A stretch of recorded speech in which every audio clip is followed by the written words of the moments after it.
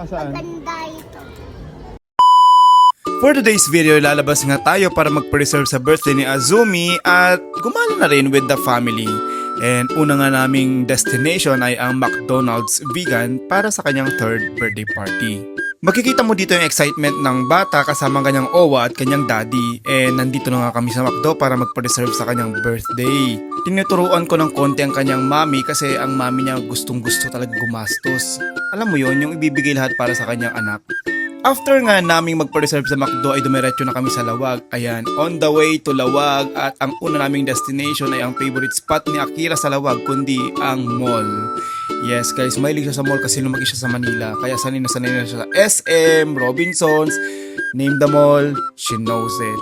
Hindi naman siguro halata na excited ang bata dahil paglapag pa lang, ayan, inaaya na akong pumasok agad sa mall na akala mo ba hindi kami papasok. Yun naman talaga yung sinadya namin dyan guys. Dahil dyan mag-i-intro na ako. This is Ken, TPG, the Palagalagay. It's Palagala kasi gala tayo ng gala for today's video. Marami tayong pupuntahan sa Ilocos Norte. Hindi lang sa SM, hindi lang sa mall, kundi ibang spots rin ng Ilocos Norte.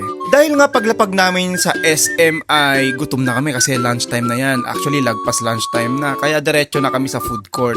Supposedly sa mga restaurants, kaya lang super limited at saka punong-puno lahat. Eh dito lang yung nakita namin na may mga spots. Si Androng halatang gutom na, si Akira halatang gutom na, kaya nag-order na kami ng pagkain. Medyo natagal lang yung pagkain namin, hindi ko na video guys kasi umabot ata ng 30 to 45 minutes yung waiting time.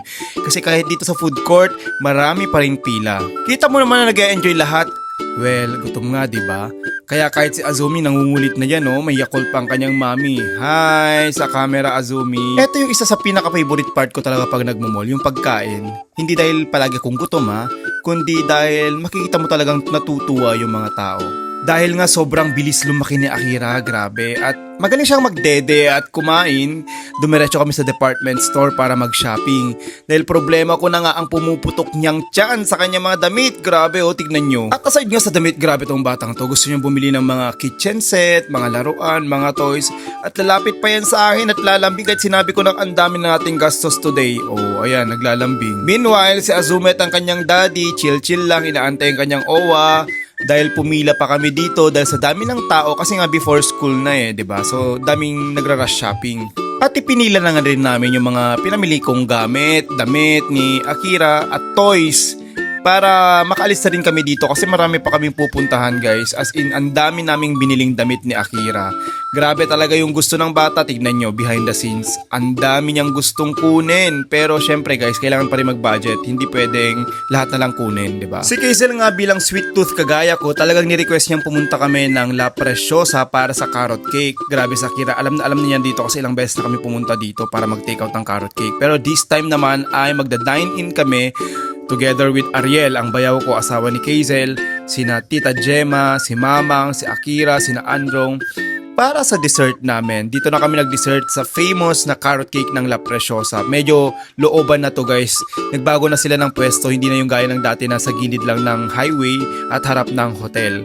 Kaya nag-order kami ng medium size, yung rectangle cake, para sa aming lahat. Kasi andito rin pala yung pinsan kong si Pogs para matry na rin niya. In fairness, napakaganda ng kanilang dining area, napakalinis, napaka-fresh. Alam mong talagang ayos na ayos, parang fine dining yung atake. Nag-distribute na nga ako ng slices sa bawat isa and after that of course it's verdict time. Verdict. Masarap, yes or no? Yeah, masarap. Masarap. Sarap. Ito, first time niyang matikman. Hindi ako mahilig sa matamis pero masarap. nagustuhan ko. We just landed here in Pawai.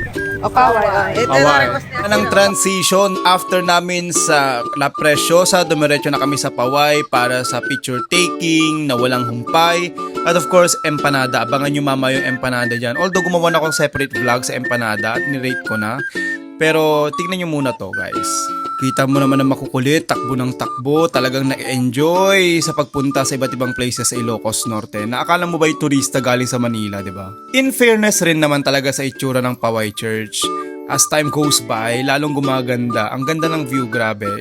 Alam mo yung parang yung pagkaluma niya, pagka-rustic niya na grabe, alam mo maganda talaga yung view.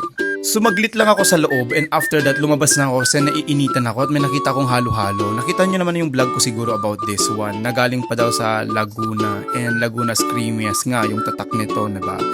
Pero in fairness naman, sulit to, parang Bebang halo-halo na mas murang version. Though, hindi siya kasing rami ng sahog ni Bebang, pero okay na rin to. Tawid na rin yung gusto mong craving for halo-halo. Masarap naman siya.